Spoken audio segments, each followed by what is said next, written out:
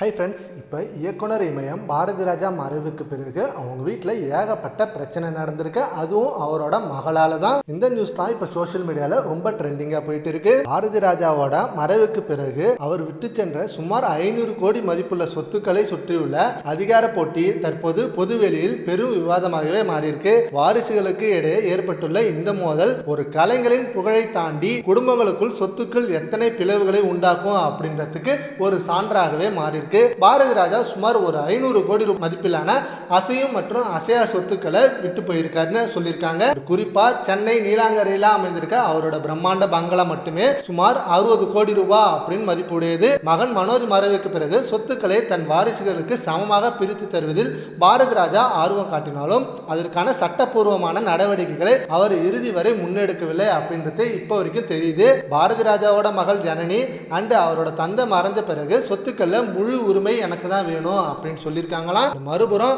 மனோஜோட மறைவுக்கு பிறகு நந்தனா அண்ட் அவரோட இரு மகள்களோட எதிர்காலத்துக்காக அவரோட சொத்துக்கள்ல ஒரு பங்கு அவங்களுக்கு சேர வேண்டும் அப்படின்றது இப்ப மிகப்பெரிய எதிர்பார்ப்பா போயிட்டு இருக்கு.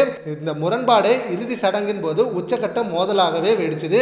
நீலாங்கர பங்களால இறுதி நிகழ்வுகள் நடைபெற்ற போது அங்க வந்த நந்தனாவை ஜனனி வெளியேற்ற முயன்றதாகவும் அண்ட் நந்தனாவின் கைகளை முறுக்கி அவர் எழுப்ப முயன்றோம் அங்கிருந்தவங்களை ரொம்ப அதிர்ச்சியில அழுத்திச்சு.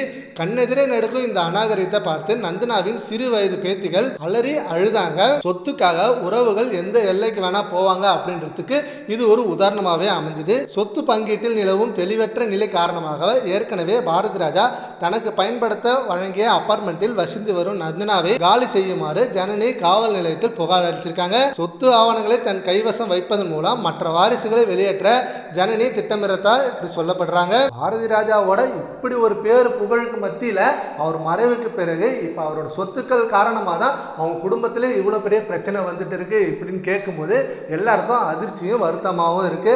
அண்ட் ஜனனி அவங்களுக்கு தேவையான சொத்துக்களை வாங்கிக்கணும் அண்ட் அதே போல நந்தனாவுக்கு தேவையான சொத்துக்களும் வரணும் எப்படின்னு பொதுமக்கள் இதுக்கு கமெண்ட் சொல்லிட்டு இருக்காங்க. இதை பத்தி உங்க ஒப்பீனியனை நம்ம கமெண்ட் பாக்ஸ்ல கமெண்ட் பண்ணுங்க. Thank you friends.